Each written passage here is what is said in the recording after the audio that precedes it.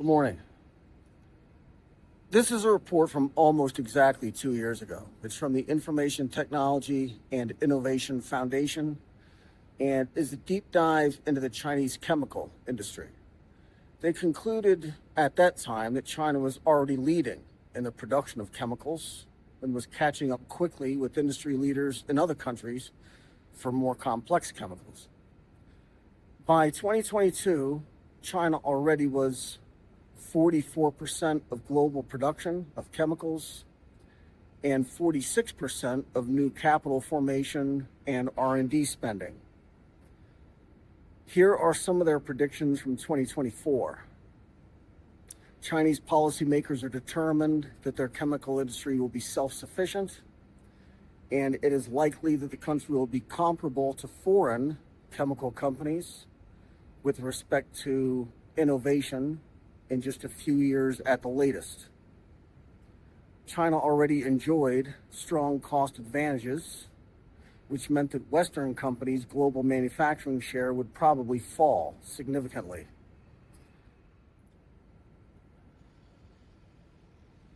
This is a $5 trillion industry and comprises four large sectors: basic chemicals, ag, specialty chemicals like pharmaceutical compounds, and the consumer segment.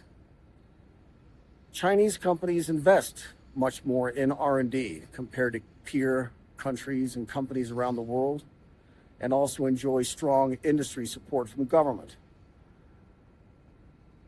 The conventional wisdom in this industry was the same as in everything else: cars, planes, semiconductors, that China is a copier, or at the most, a fast follower, while North America and Western Europe are the innovators. The United States believes that they can attract top talent from across the world, and something magic happens when they show up, and they can create and innovate faster than if they'd stayed home. There are lots of problems with that idea, as we see in just about every single industry there is. China's costs are lower, so companies in China can afford to experiment with new technologies. It was a weak thesis anyway. The Chinese researchers just wait around for American or German or Japanese scientists to do the work. It just doesn't survive scrutiny. These data are already 6 years old, from 2020. China was already the single highest source of value-added output in chemicals. That's not basic mass production then. This is surplus value created, and by 2020 was over 50% higher than the chemical industry in the United States. There is only one market where that metric is moving sharply higher over time. China's value add in 1995 was less than half compared to Saudi Arabia. India in 2005 generated more than twice the surplus value of China, but by 2010, China passed India. By 2023, China's share of global market sales was over 40%, and China saw the highest capital investment intensity, 2.8 times more than the United States. A primary driver of all that is that this is where the demand is for chemicals of all kinds. And that's another metric that has gone vertical. As Chinese manufacturing boomed, they needed a chemicals industry to feed their factory sectors, and that need continues to grow. By 2024, Chinese chemical companies were already snapping up market share from competitors. This is a slow growth and low margin industry. There is a relatively small number of commercially viable products that are developed each year. It's a mature industry, and investors need to be patient, and that's a big part of the problem. Chinese companies have a lower cost of capital and lower borrowing costs and lower operational cost structures. Western firms operating in North America and Europe don't enjoy any of those advantages. And what's more, they answer to Wall Street investors who want to book short-term profits at high hurdle rates. All that is to say that Chinese companies can't afford to expand today in expectation of future demand, while Western companies cannot do so in their home markets.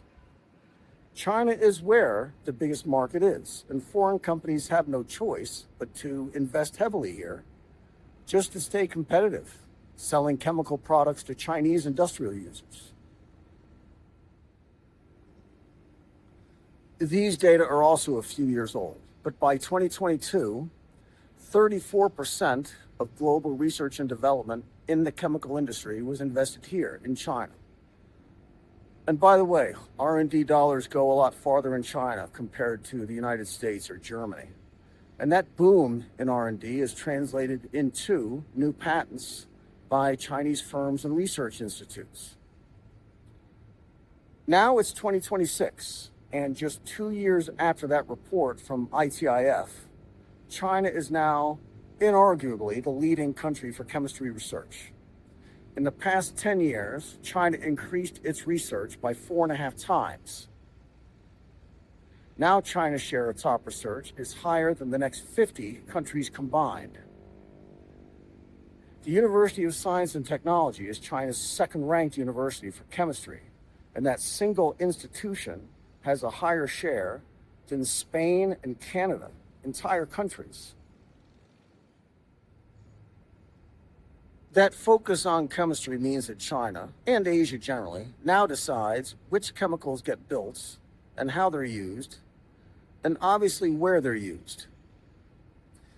We mean here that China could use their emerging monopolies in chemical manufacturing and deny them to weapons makers, for example, just as they've already done in rare earth metals and magnets and in industrial diamonds.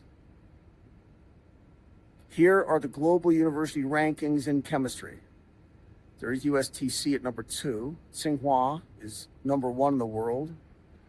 Unis in Singapore show up at 3 and 4. Stanford is ranked number 5. Then it's a lot of Chinese flags there in the top 30.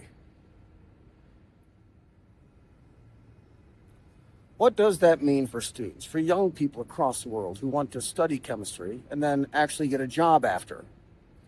Where are those jobs in chemistry going to be? We already know that answer, and so do the biggest chemical companies across the world. This is the CEO of Clariant, which is a giant Swiss chemical company. The Chinese market is bigger than the United States and Europe put together, so Clariant was already moving their money. In 2020, 10% of Clariant's sales came from China, 402 million Swiss francs. So Clariant opened a 45 million Swiss franc R&D center in Xixing. In 2023, Clariant shut down facilities and cut jobs in Europe. The company closed a plant in Romania and downsized operations in Germany. They had invested in plants there with capacity of 50,000 tons a year, but never produced that much. The Podari plant lost 77 million Swiss francs.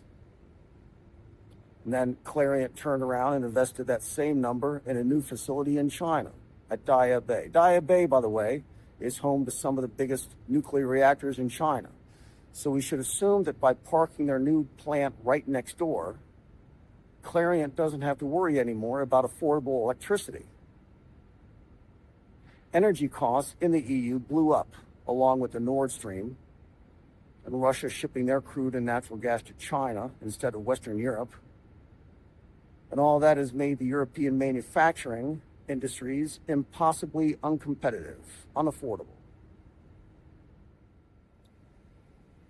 BASF is the biggest chemical company in the world, and they're doing the same, closing production in Europe to open new capacity here in China.